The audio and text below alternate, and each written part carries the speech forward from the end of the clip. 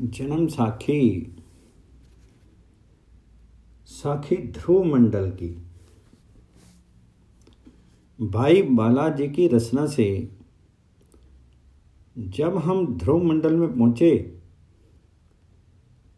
तब ध्रुव जी अपने मंडल में सैर कर रहे थे। हमें देख करके अचंभे में आ गई। ध्रुव भक्त की पुरी ठीक सचखंड के सामने ही थी और बैकुंठ के निकट ही थी। जब ध्रुव ने गुरु नानक देव जी को देखा तो आकर के प्रणाम किया और कहा, हमारे अहोभाग्य हैं जो आपके दर्शनों का सौभाग्य प्राप्त हुआ। गुरु जी ने कहा, हे भक्तवर, शुद्ध सात्विक भाव जो विष्णु में और मुझ में है वही आप में भी, क्योंकि आप ही विष्णु जी के निकटवर्ता हैं। तब ध्रुव ने कहा, हे महाराज, ये स्थान अत्यंत गम्य है।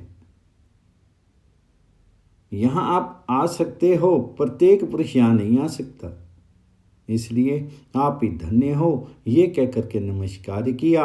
गुरु जी ने कहा, हे भक्त जी, सतनाम की कृपा से पवन सवार होकर यहां सुगम ही आ गए हैं। परमात्मा की सहायता है। फिर गुरु जी महाराज ने मर्दाने को वहां छोड़ दिया और मुझे ग्वाले को साथ लेकर के अखंड पर्वत पर के पहले गुरु जी ने ध्रुव को विष्णु का रूप दिखाया, फिर अपना रूप दिखाया। तब ध्रुव भक्त ने कहा, हे नानक देव, आप धन्य हो, आपने कलयुग जीवों के उद्धार के लिए अवतार धारण किए। आपकी महिमा अनंत अपार है। आपके पवित्र शब्दों का कीर्तन करके कलयुग के जीव सदगति को प्राप्त करेंगे। आप धन्य हो। तब गुरु जी ने कहा, हम विष्णु जी के धाम को जाएंगे। कलयुग संबंधी वार्ता करके फिर संसार की ओर जाने का विचार है। तब ध्रुव ने कहा, हे नानक देव, तुझ में और पर ब्रह्म में कोई भी भेद नहीं है।